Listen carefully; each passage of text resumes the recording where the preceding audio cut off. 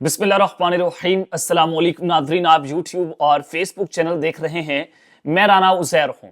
नाज़रीन, बहुत बड़ी ब्रेकिंग न्यूज़, बहुत बड़ी खबर सऊदी अरब के हवाले से चल रही थी कि मोहम्मद बिन सलमान का कोई डोनाल्ड ट्रंप के साथ राब्ता हुआ है या उनके हाई प्रोफाइल जो लोग हैं उनका आपस में राब्ता हुआ पाकिस्तान के मामलात को लेकर के अमेरिका पाकिस्तान के अंदर जो है मुदाखलत ना करे और इमरान खान का प्रोग्राम जो है वो बढ़ गया है। ये खबरें मीडिया पर सर्कुलेट करवाई जा रही थी, ये बयानियां इंजेक्ट करवाने की कोशिश की जा रही थी। तो अब सऊदी अरब वाली खबर का जनाब ड्रॉप सीन हो गया है और ये जो राब्ते की असल कहानी है और फिर उसके बाद जो राब्ता हुआ है ना, वो असल खबर है कि डोनाल्ड ट्रंप का पाकिस्तान के हाई प्रोफाइल लोगों के साथ जो राब्ता हुआ है उसकी तमाम तर तफसीलात मैंने आपको बतानी है कि अब हुकूमत का प्रोग्राम जो है वो असल में बड़ा है।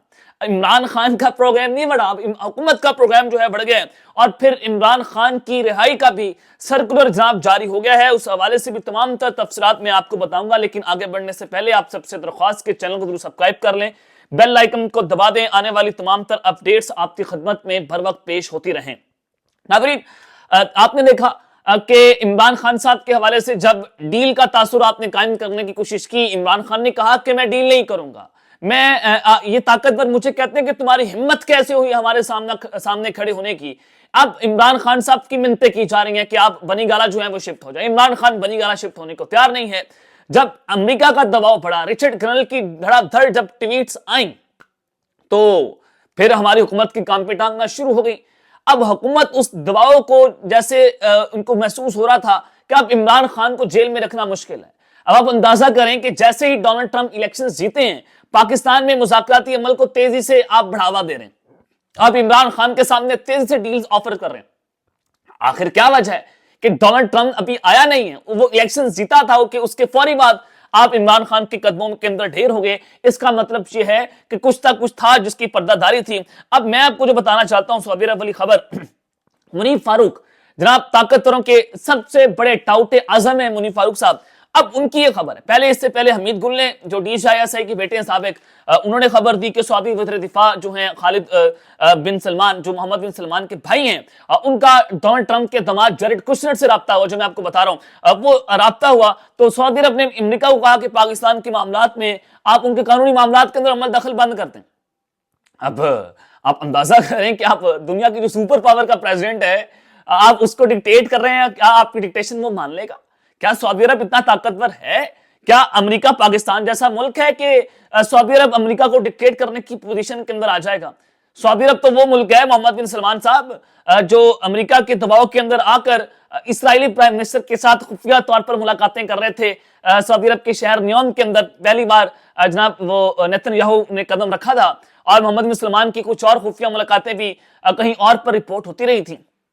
तो ये आप यहां से तो ये खबर ही झूठी निकली कि मुनीफ फारूक जैसे टाउटों के जरिए अगर आप ये खबर इंजेक्ट करवा रहे हैं तो इसका मतलब ये है कि जनाब आपको गर्मी महसूस हो रही है, आपको पता चल रहा है। अब देखिए सऊदी अरब जो है क्या उनके सफीर पाकिस्तान से बाहर रिपोर्ट नहीं भिजवाते सऊदी अरब को कि यहाँ पर गैर मकबूल हुकूमत है, यहाँ पर मैंडेट के ऊपर डाका मारा गया। जब इमरान खान के ऊपर कातलाना हमला हुआ था तो उस वक्त पहला हाई प्रोफाइल जो बैरून मुल्क राब्ता हुआ था वो मोहम्मद बिन सलमान का पाकिस्तान के साथ हुआ था और उस वक्त खबरें भी ये चली थी कि मोहम्मद बिन सलमान पाकिस्तान का दौरा नहीं कर रहे और इस वजह से नहीं वो आ रहे थे कि उन्होंने कहा था कि वो जाकर इमरान खान से जमान पार्क में मिलेंगे। और फिर मोहम्मद बिन सलमान ने पाकिस्तान आना था, 2 बार इस रजीम के अंदर उनका दौरा कैंसिल हो गया। वो मोहम्मद बिन सलमान वो यही बात कर रहे हैं कि आपके मुल्क में पॉलिटिकल स्टेबिलिटी नहीं है, आप जो है वो डाका मारकर हुकूमत के अंदर आए हैं। और फिर मोहम्मद बिन सलमान ने हालिया शहबाज शरीफ के दौरे पर जब वो सऊदी अरब गए तो उन्होंने उस वक्त बताया कि आप सिर्फ प्रपोजल के अंदर ये चीजें ले आते हैं कि पाकिस्तान 25 करोड़ का मुल्क है, हमने इसको सर में मारना है, हम आपके मुल्क हमें कोई प्रोजेक्ट दें। मोहम्मद बिन सलमान ने तो हुकूमत की यहां पर भी मंजी ठोक दी थी। अब मुनीफ फारूक जो हैं वो कहते हैं कि शायद पहले से पाकिस्तान के हवाले से सऊदी अरब से पैगामात अमेरिका को चले जाएं। अब या चले गए हैं या चले जाएं, शायद सऊदी अरब पहले से खान के मामले पर अमेरिका से राब्ते में है और सऊदी अरब को बदकिस्मती से इमरान खान से कोई मोहब्बत नहीं है, अमेरिका से कुछ नहीं होगा। ये जनाब कह रहे हैं कि अमेरिका से जो है वो कुछ नहीं होगा।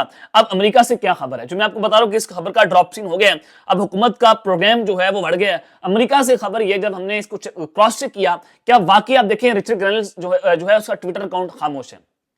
وہ ابھی اس طرح سے بات نہیں کر رہے. اور پھر کیا واقعی اب ٹرمپ جو ہے اس کے اوپر خاموشی اختیار کرے گا؟ اس کا سادہ سا جواب جو ہے وہ نہیں، وہ خاموشی نہیں برداشت کریں گے.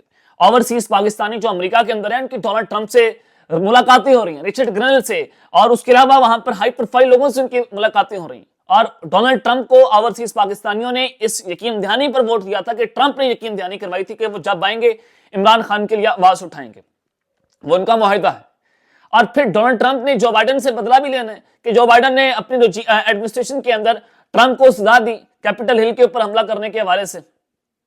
اور جو کچھ ٹرمپ کے ساتھ ہوا اور جو بائیڈن نے کیا کیا کہ دنیا کے اندر رجیم چینج آپریشنز کیے، اور میرے ذرائع بتاتے ہیں کہ اب اس کے اوپر بھی سائفر ڈی کوڈ کرنے کی خبریں.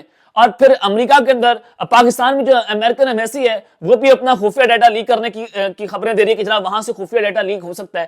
تو امریکہ سے کچھ نہیں ہوگا، لیکن آپ کے اپنے صحافی کہہ رہے ہیں کہ طلعت حسین کی ٹویٹ ہے کہ امریکہ کی جو ایمبیسی ہے پاکستان میں وہاں سے خفیہ ڈیٹا لیک ہو سکتا ہے سائفر کے حوالے سے، کہ کون سی طاقتور شخصیات وہاں پر جاتی تھی، کہاں سے پیسے آ رہے تھے، کون کتنے پیسے لے رہا تھا. سارے ایڈز کا معاملہ جو ہے وہ آپ کا وہاں سے پھوٹنے والا ہے اور آپ کی جو ہے وہ پتلونیں وہاں سے گلی ہوئی ہیں. تو امریکہ سے بھی پھر ایک اہم شخصیت پاکستان آئی اور انہوں نے پاکستان کی ہائی اسٹیبلشمنٹ کی ہائی پروفائل شخصیت سے ملاقات کی، اور وہاں پر ہماری اسٹیبلشمنٹ کی اس شخصیت نے امریکہ کے اس شخصیت کو بتایا کہ دیکھیں ہم تو عمران خان کو بنی گالہ بھیجنے کے لیے تیار ہیں، لیکن اگر عمران خان بنی گالہ جانا نہیں چاہتے تو ہم کیا کریں. اب اس سے نظر آتا ہے کہ امریکہ سے دباؤ آ رہا ہے، اور آپ دباؤ کو کم کرنے کے لیے آپ جو ہے وہ اپنے آپ کو سیٹسفائی کرنے کے لیے یہ میڈیا پر نیریٹو بنوانے کی کوششیں کر رہے ہیں کہ دیکھیں جی سعودی عرب جو ہے اپنا کی پلیئر ہے، وہ اپنا یہاں پر اپنا اہم ترین کردار ادا کرے گا، لیکن ایسا ہرگز نہیں ہے. اب ڈونلڈ بروم جو پاکستان میں امریکن ایمبیسڈر ہیں وہ بھی اپنے گھر کو جا رہے ہیں اور نئے لوگوں کی تعیناتیاں ہوں گی. اب دیکھتے ہیں کہ کون کون سے سفیر پاکستان آتے ہیں. اب جناب میں آپ کو بتانا چاہتا ہوں کہ عمران خان کی رہائی کا جو سرکولر جاری ہوا ہے، دیکھیں پہلے 19 لوگوں کو 9 مئی کے حوالے سے آرمی چیف نے معافی کا اعلان کر دیا. وہ ایک اچھی پیش رفت تھی، چاہے جیسا بھی تھا وہ اس پہ تفصیلات میں نے آپ کو دی ہیں، لیکن اچھا ایک قدم اٹھایا گیا آرمی چیف کی جانب سے. اب جناب 26 نومبر کا جو احتجاج تھا اس میں پاکستان تحریک انصاف کے ورکرز کی ضمانتیں منظور ہونے کا سلسلہ جاری ہے.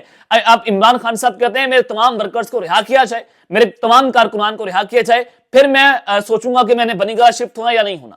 عمران خان کا مطالبہ یہ ہے، اب ان کا مطالبہ مانا جا رہا ہے. دیکھیں آج 40 مزید گرفتار ورکرز کی ضمانتیں منظور ہو گئی ہیں اور عدالت نے ان کو رہا کرنے کا حکم جو ہے وہ جاری کر دیا ہے. تحریری فیصلہ بھی جاری ہو چکا ہے اور باقی جو کچھ کیسز رہ گئے کچھ لوگوں کے ان کو بھی رہا کر دیا جائے گا. اور اب آپ دیکھیں گے کہ جلدی سے ان کو رہائیاں ملتی جائیں گی. پاکستان تحریک انصاف والوں کو ریلیف مل رہا ہے. اس سے نظر آتا ہے کہ عمران خان صاحب بھی جلد رہا ہونے والے ہیں. اور پھر آج جی ایچ کو حملہ گیٹ کیس کی سماعت تھی اڈیالہ جیل کے اندر، اور جج امجد علی شاہ جو ہیں وہ چھٹی پر ہیں، تو اس کی وجہ سے آج یہ جو 6 جنوری کو ہونے والی سماعت ہے وہ ملتوی ہو گئی ہے. اب کیس جو ہے وہ 8 جنوری کو اڈیالہ جیل کے اندر لگے گا. تو اب اس سے بھی نظر آتا ہے کہ جناب چیزیں بہت ساری مختلف ہیں، بہت ساری چیزیں تبدیل ہو گئی ہیں، ہواؤں کا رخ بدلنے جا رہا ہے. تو اب تک کے لیے اتنا ہی. اپنا خیال رکھیے گا اور اس لنگا پہ لازمی ہے رکھنے والا کے بعد. پاکستان زندہ باد.